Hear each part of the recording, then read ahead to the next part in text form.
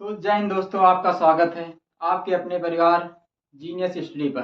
तो आज हम सीखने वाले हैं गुणनखंड, जो कि क्लास 6-7 से ही स्टार्ट कर देते हैं, पर बहुत बच्चे से पढ़ते नहीं हैं। आकि हाई स्कूल में उन्हें बहुत दिक्कत होगी, क्योंकि हाई स्कूल में जो है शून्यक हो या मूल बिंदु, जो कि यूपी बोर्ड में आते जरूर हैं। 2 नंबर 4 नंबर में शून्य ज्ञात करना, मूल ज्ञात करना आते हैं। तो हम पढ़ना है बहुपद से, जिसमें हमें क्या करना पड़ता है, गुणनखंड। तो आइए हम सीखते हैं गुणनखंड कैसे करते हैं। तो गुणनखंड करने के लिए क्या होता है कि हम पहले वाली संख्या को, जो पहला पद है, यानी जैसे यहाँ पहला क्या 7 है, 7 को लास्ट है, इसमें लास्ट क्या है 8 है, इसको आपस में क्या करेंगे, हम गुणा करेंगे। क्या करेंगे, आपस में गुणा करेंगे। तो 7 गुणे 8 क्या हो जाएगा, 7 गुणे 8 कितना हो जाएगा, 7 8 56। कितना होता है, 56। अब क्या करेंगे, जैसे हमारा यहाँ 56 आया, गुणा करने पर कितना है, 56।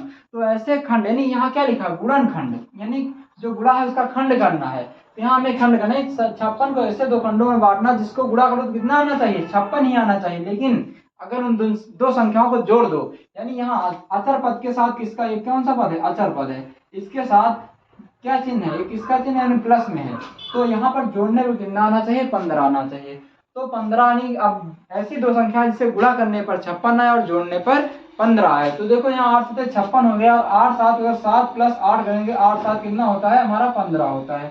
कितना होगा हमारा, 15 होगा। तो जो 15 है उसके स्थान पर क्या लिख सकते हैं, हम 7 प्लस 8 लिख सकते हैं। तो जो यहाँ 15 है इसके स्थान पर हम क्या पुट करेंगे, 7 प्लस 8, तो 7x² प्लस 15। 15 जब क्या पुट करेंगे, 7 प्लस 8, यहाँ लिखेंगे 7 प्लस 8 इंटू क्या हमारे पास x है, प्लस है 8 इक्वल टू हो जाएगा हमारा 0। क्योंकि गुणनखंड करते हैं तो गुणनखंड के बराबर इक्वल टू होता है हमारे 7x² है। अब क्या करेंगे, सबसे पहले हम जो x है उससे ब्रैकेट में मल्टीप्लाई करना है, यानी गुणा करना है। तो 7 से जब x में गुणा करेंगे तो प्लस, यहाँ प्लस लगा दिया।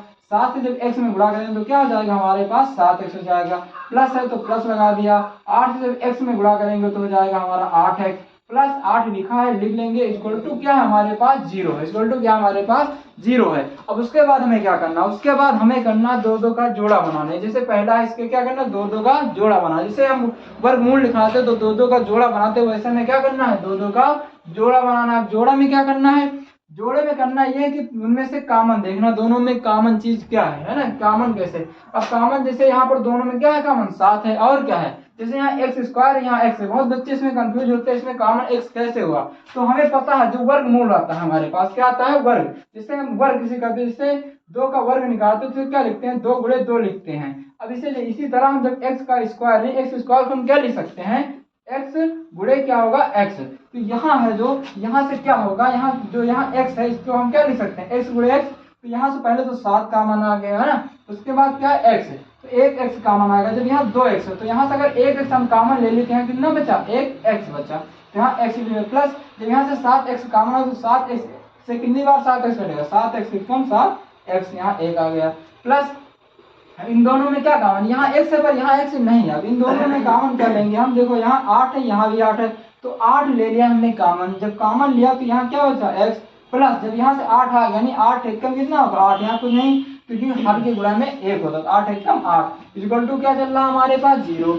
अब देखो ये दो फिर से सेम है, सेम संख्या ना, समान है। अब इन्हें क्या करना है, हमें पुनः कॉमन है, फिर से कॉमन है। तो x प्लस 1 जब फिर से कॉमन लिया तो दूसरे वेक्टर में क्या बचा, इनके पास क्या बचा है, इनके पास सिर्फ बचा है 7x। क्या है, 7x प्लस, अब इनके पास यहाँ x प्लस 1 है, x प्लस 1।